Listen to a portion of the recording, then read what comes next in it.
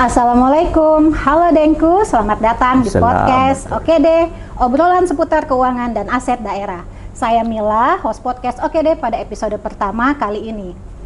Nah, untuk Dengku semua yang belum tahu apa sih podcast Oke deh itu, jadi podcast Oke deh ini adalah podcast resmi BKAD Provinsi Sulawesi Selatan yang berisi obrolan dan diskusi tentang berbagai topik terkait pengelolaan keuangan dan aset daerah, khususnya di pemerintah Provinsi Sulawesi Selatan, yang tentunya dikemas dengan penyampaian yang ringan dan juga santai. Jadi pada episode perdana kali ini tentunya saya tidak sendiri, saya ditemani oleh narasumber yang sangat luar biasa. Beliau adalah Kepala Badan Keuangan dan Aset Daerah Provinsi Sulawesi Selatan, yaitu Bapak Salehuddin Eskom MSI atau yang biasa dipanggil dengan Pak Bobi. Ya. Assalamualaikum Bapak. Waalaikumsalam warahmatullahi wabarakatuh. Bagaimana kabar tak Pak? Alhamdulillah Bu Mila. Sibuk sehat, sekali sehat. Pak. Sibuk sekali Pak.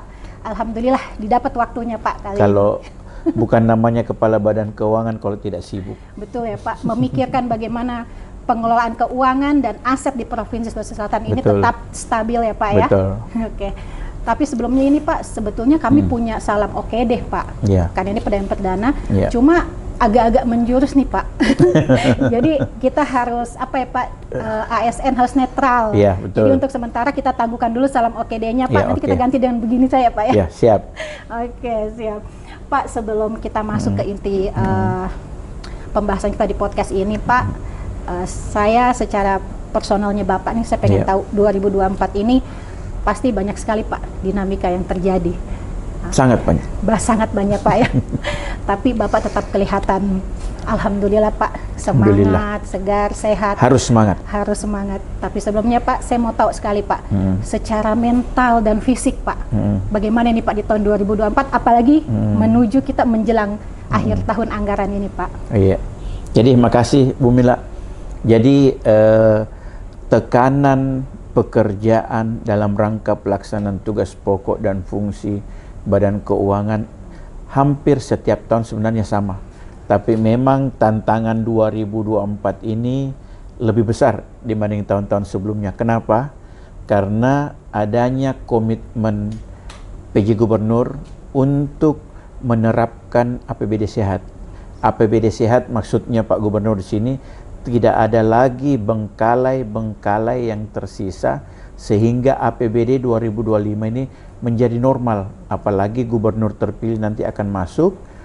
Maunya Pak Gubernur betul-betul APBD sehat. Gubernur terpilih nanti hanya memikirkan bagaimana pencapaian visi dan misi gubernur terpilih, bukan lagi memikirkan ada bengkalai tahun-tahun sebelumnya. Itu target utama dari Pak Gubernur, sehingga memang tekanan di 2024 ini sangat besar karena Pak Gubernur masuk di bulan 5. Segala sesuatunya sudah berjalan bulan 1 sampai dengan bulan 5. Artinya pekerjaan-pekerjaan rata-rata sudah dikontrakkan, sudah dilelang.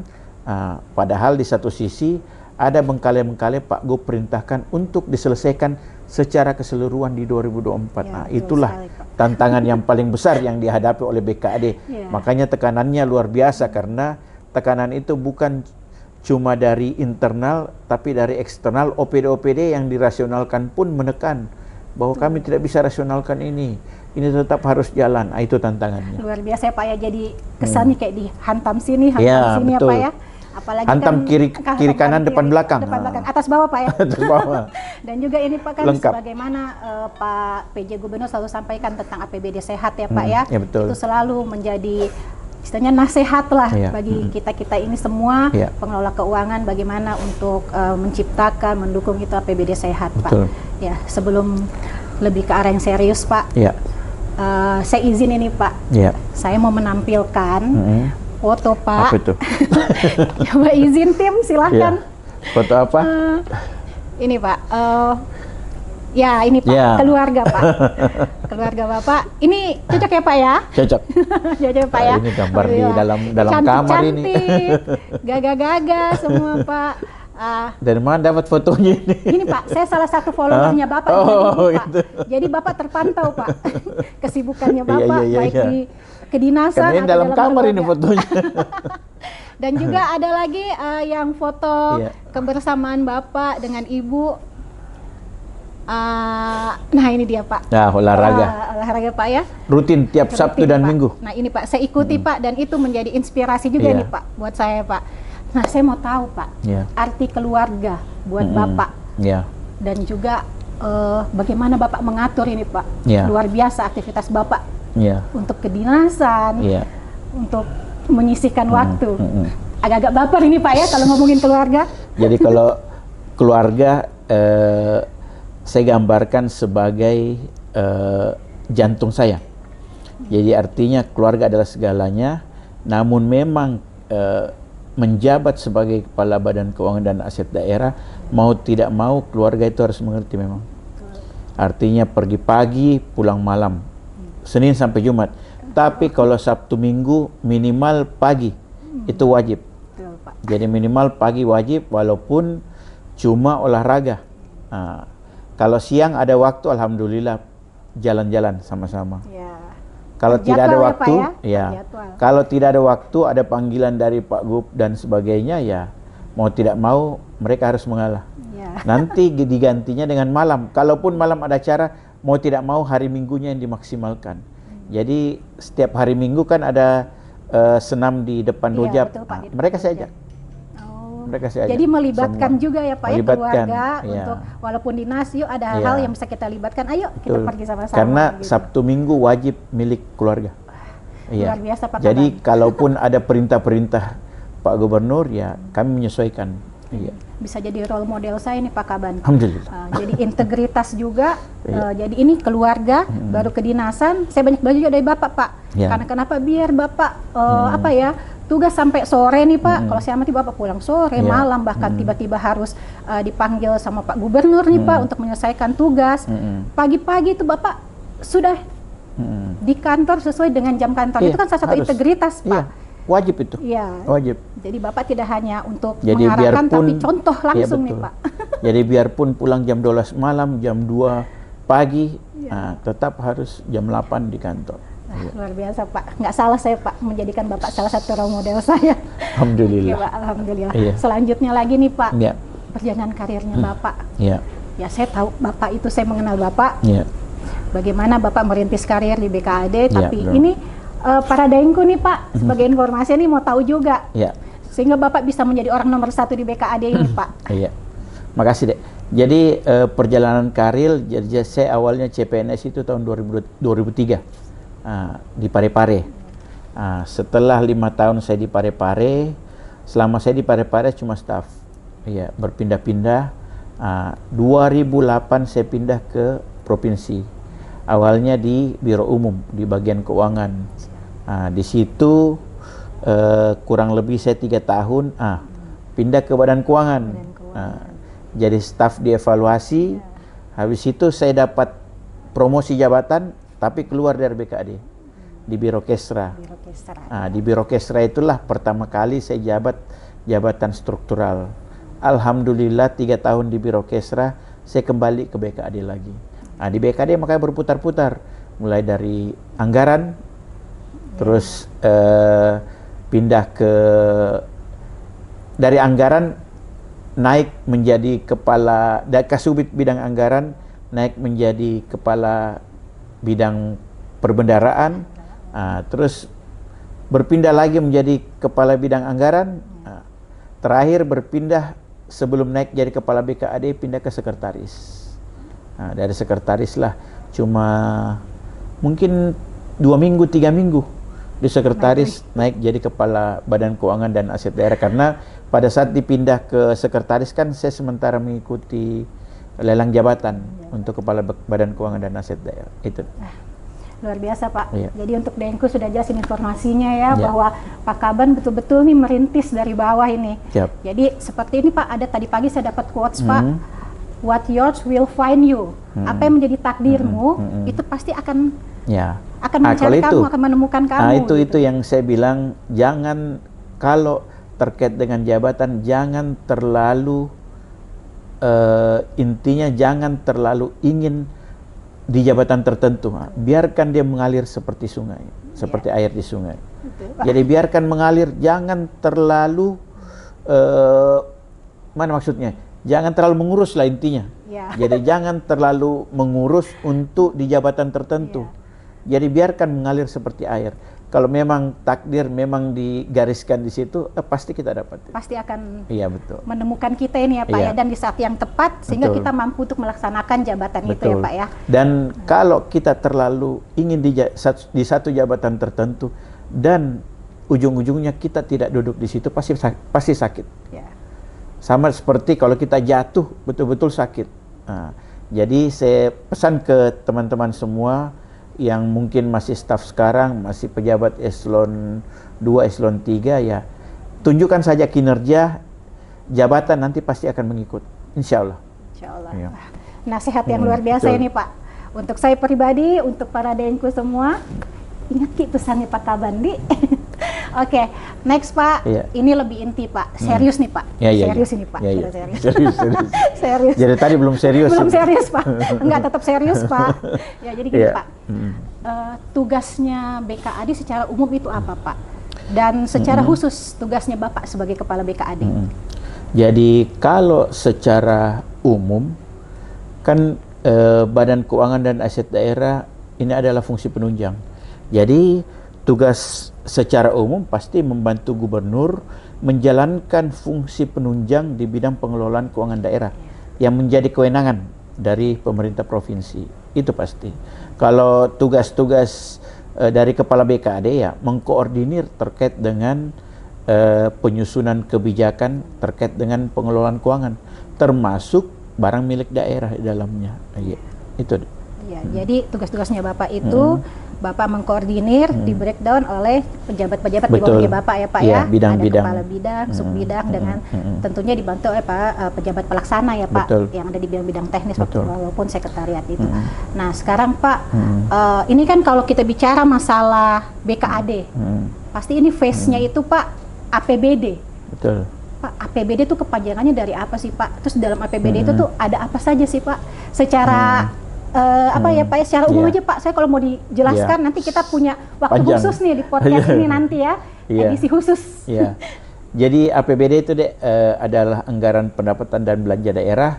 Jadi di dalam APBD itu ada penerimaan, ada pengeluaran. Penerimaan itu pendapatan dan penerimaan pembiayaan. Kalau pengeluaran itu belanja dan pengeluaran pembiayaan. APBD ini menggambarkan struktur dari 1 tahun kegiatan yang bisa dilaksanakan oleh provinsi. Karena APBD ini kan dijabarkan ke dalam DPA, dokumen pelaksanaan anggaran. Itulah yang menjadi acuan dari perangkat daerah melaksanakan kegiatan-kegiatan selama 1 tahun anggaran tentunya. Jadi ada pendapatan terkait dengan target-target yang dibebankan ke perangkat-perangkat daerah. Berdasarkan pendapatan itulah kita jabarkan ke dalam belanja. Belanja-belanja inilah yang dibagi.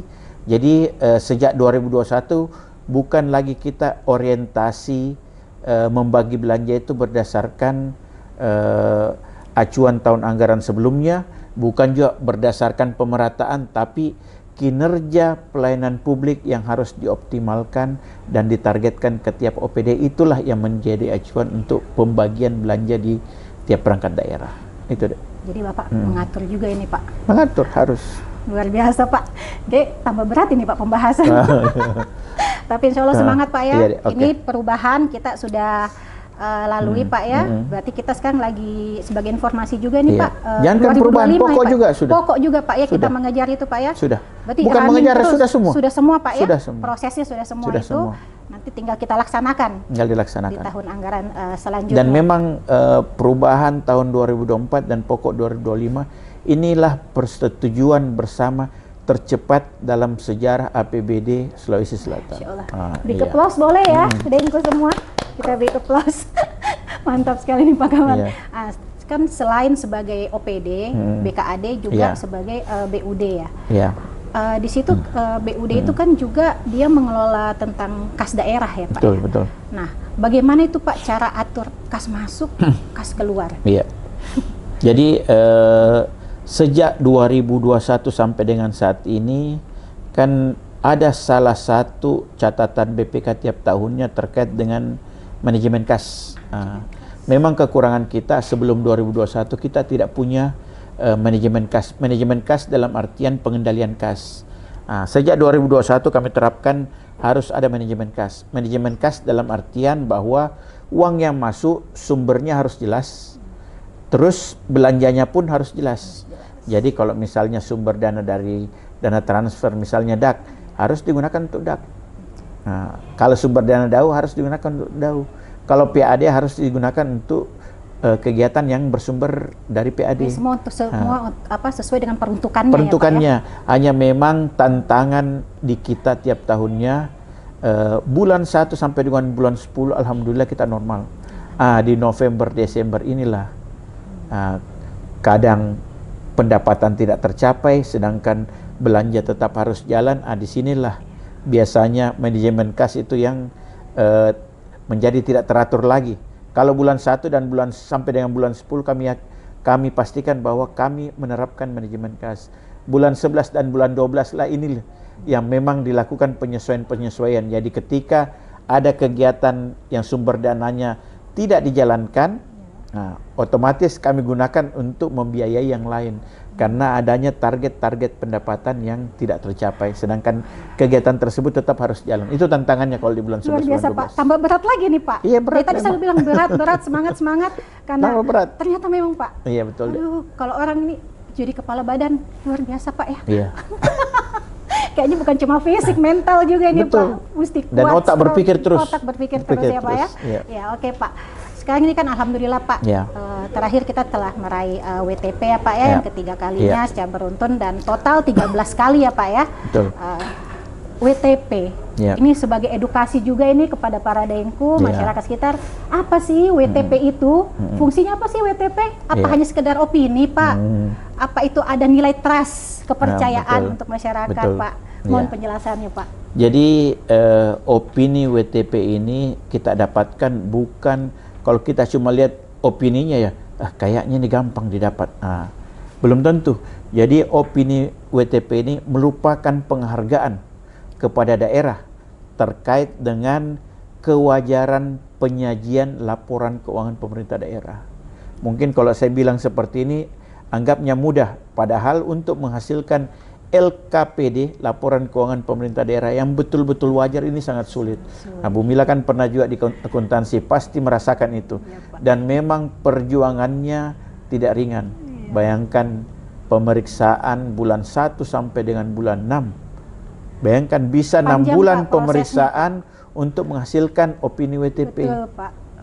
Jadi bisa dirasakan bahwa betul-betul pemeriksaannya. Karena kalau opini WTP ini adalah opini yang biasa-biasa saja, tidak perlu 6 bulan. Betul, Pak. Paling 1 minggu, 2 minggu sampai 1 bulan selesai. Ini butuh 6 bulan. Jadi bisa dibayangkan betul-betul pemeriksaannya ketat untuk menghasilkan opini. Jadi memang terkait dengan opini WTP intinya adalah kewajaran penyajian laporan keuangan pemerintah daerah. Dan ini adalah ada nilai kepercayaan. Betul. Setelah opini ini lahir, masyarakat percaya kepada pemerintahnya. Betul. Ya, Pak ya. Pak, tadi kita sudah bahas APBD, bagaimana cara mengatur kas daerah. Sekarang Pak, BMD. Ya. Pengelolaan BMD itu bagaimana, Pak? Iya. Jadi pengelolaan barang milik daerah ini kalau kita lihat seharusnya mudah. Seharusnya, Pak ya. Tapi menjadi sulit karena banyaknya masalah-masalah aset yang belum clear yang bersumber dari tahun-tahun sebelumnya. Tahun-tahun lama malah ada sampai tahun 70. Inilah yang menyebabkan masalah. Kalau aset-aset yang berasal dari pengadaan mungkin 2020 sampai dengan saat ini itu mudah. Tapi aset-aset yang lama ini yang sulit. Berdasarkan hal tersebutlah kami coba menginventarisir semua aset-aset yang belum memiliki alas hak. Contoh kayak kendaraan, ada hibah dari pusat, tapi tidak disertai dengan BPKB. Ini sulit juga. Ini tugas kita juga, Pak ya? Tugas. Jadi sebagai pejabat penata usahaan barang, kami membantu pengelola barang dalam hal ini Pak Sekda untuk menjalankan semua tugas-tugas terkait dengan pengelolaan barang milik daerah satu provinsi. Walaupun Pak, dibantu oleh pengguna barang, kepala SKPD di tiap OPD masing-masing, ya tetap kami yang mengkoordinir secara keseluruhan. Dan itu dari tahun 70 masih diurus ya Pak ya? Masih diurus, sampai masih sekarang, diurus. Pak. Apalagi aset-aset yang bersumber dari P3D. Ini masalah, barangnya sudah diserahkan, alas haknya belum. Bahkan barang diserahkan, di dalamnya masih ada kewenangan mereka yang mereka jalankan di aset yang mereka serahkan. Banyak seperti itu. Belum lagi terkait dengan aset-aset berupa tanah yang belum dimanfaatkan sama sekali oleh Pemprov. Ini menjadi masalah juga. Ketika itu baru berupa tanah dan dibiarkan idle seperti itu, ya ini pengalaman yang sudah ada selalu menjadi sumber masalah. Kenapa? Sumber masalah karena itu dimanfaatkan oleh oknum-oknum yang tidak bertanggung jawab untuk membangun rumah dan sebagai toko-toko. Nah itu kan padahal susah mereka ya, tahu, Pak ya? Kalau sudah begitu, mereka sudah bikin semi permanen, akhirnya nanti susah Pak ya.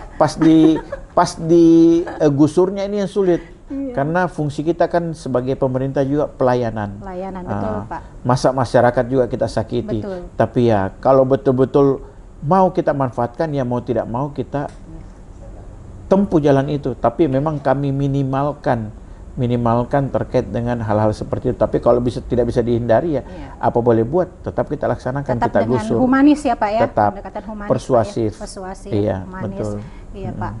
Pak, kita sudah bahas masalah BKAD dengan segala tugasnya.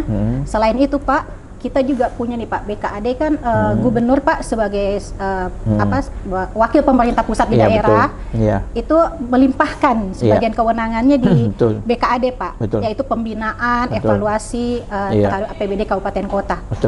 Sejauh ini Pak, bagaimana perjalanannya ini Pak? Sudah dilaksanakan dengan sangat baik. Silakan Pak. Jadi salah satu fungsi GWPP gubernur, pemerintah pusat yang dilimpahkan ke gubernur, memang BKAD ini terkait dengan evaluasi APBD, baik itu APBD pokok, perubahan maupun pertanggungjawaban. Itu fungsi gubernur sebagai wakil pemerintah pusat yang kita jalankan. Tiap tahun kita lakukan evaluasi. Sebelum evaluasi kita juga lakukan pembinaan. Apa tolok ukur bahwa Pemprov dalam hal ini BKAD betul-betul menjalankan fungsi GWPP dengan baik. Kalau kami yang bisa jadi tolok ukurnya adalah pasti opini WTP di kabupaten kota. Alhamdulillah sampai dengan saat ini tersisa satu kabupaten yang belum WTP, yaitu Jeneponto. Yang lainnya sudah WTP semua. Alhamdulillah. Nanti semua kita sudah berharap WTP, semua. Pak, ya? Jadi fungsi pembinaan kita dianggap berhasil atau tidak, kami ambil acuan tolak ukurnya adalah opini WTP. Jadi dari perencanaan anggaran di APBD pokok, perubahan, dan di akhirnya adalah pertanggungjawaban, itulah yang menjadi tolak ukur. Dan pertanggungjawaban itulah yang menandakan nanti bahwa semua yang ditampilkan dan dilaksanakan oleh kabupaten kota betul-betul bernilai wajar di hadapan BPK, sehingga opini WTP ini diraih oleh kabupaten kota. Dan BKAD dalam hal ini pemerintah provinsi, pembinaannya berhasil ya Pak berhasil, ya? Berhasil betul. Ya. Pak, pertanyaan penutup Pak, walaupun nanti masih ada nih Pak. Harapan Pak dan target Bapak ini. Jadi harapan saya pertama terkait kabupaten kota, pasti kami maunya semua pengelolaan keuangan, artinya ini menjadi tolak ukur keberhasilan BKAD. Jadi tugas GWPP betul-betul kami laksanakan dengan baik dengan membuat kabupaten kota meraih opini WTP. Jadi 24 kabupaten kota. Ya, plus pasti provinsi juga. Jadi ada 25, semuanya wajib WTP, itu target kami. Harapan kami untuk di BKAD sendiri, Pak Gub kan sudah tekankan APBD sehat. APBD sehat ini kami mau lanjutkan. Jadi jangan saja karena ada Pak PJ Gubernur, APBD sehat ini berlaku. Betul. Setelah Gubernur terpilih nanti, APBD sehat sudah tidak ada. Jadi hal baik harus dilanjutkan, iya. Pak ya. Jadi patron 2024 wajib dilanjutkan. Jadi 2024 wajib dilanjutkan. Alhamdulillah 2025 tersusun tetap berlanjut sebagai APBD sehat. Nah, harapan kami seterusnya, walaupun bukan saya lagi, tetap harus APBD sehat. APBD sehat artinya bahwa apa yang ditargetkan betul-betul targetkan dalam hal ini capaian pendapatan daerah betul-betul terukur secara rasional. Artinya kalaupun nanti miss, artinya tidak tercapai, ya paling tidak minusnya tidak jauh. Ya mungkin 2% yang masih ditolerir lah. Jadi capaian di akhir tahun paling tidak 98%. Kita rata-rata 3 tahun terakhir ini cuma 93 sampai 95%. Nah, target kami APBD sehat minimal 98% target pendapatan tercapai. Kalau target pendapatan tercapai, otomatis pasti belanja pun minimal tidak ada utang yang akan menyeberang, karena apa yang dibelanjakan sesuai dengan pendapatan yang dicapai. Itu mungkin. Karena saya pelajari ini APBD, ya kalau miss 300 miliar belanja tidak jalan, itu wajar. Masih wajar. 300 miliar itu ada di angka 3%. Jadi kita kan 10 triliun. Artinya setiap 100 miliar itu 1%. Jadi kalau ada, jadi kami perhatikan ini 3 tahun terakhir, belanja rata-rata tidak dibelanjakan dari target pendapatan itu adalah 300 miliar. Nah, jadi kalau pendapatan 98%, saya anggap pasti belanja akan normal. Itu intinya, Dek. Iya. Pak, kami ini Pak mau mengucapkan terima kasih Bapak kasih kesempatan Pak untuk ada podcast ini Pak, yang membuka ruang sebagai sarana informasi, edukasi kepada Dengku semuanya, masyarakat semuanya. Dan juga Pak, apa Pak harapannya Pak Kaban nih terhadap podcast ini Pak? Kalau yang pertama, saya menyambut baik podcast ini sudah ada. Podcast OKD ya. OKD, podcast OKD. Artinya ini ajang untuk sharing-sharing. Jadi jangan saya saja nanti, jangan lingkup BKAD saja. Jadi semua termasuk OPD terkait, baik terkait dengan pengelolaan barang yang baik, panggil OPD-nya. Pengelolaan barang yang buruk, panggil OPD-nya. Pengelolaan APBD yang baik, melalui pelaksanaan APBD yang baik, OPD siapa saja, panggil. Yang buruk apa saja.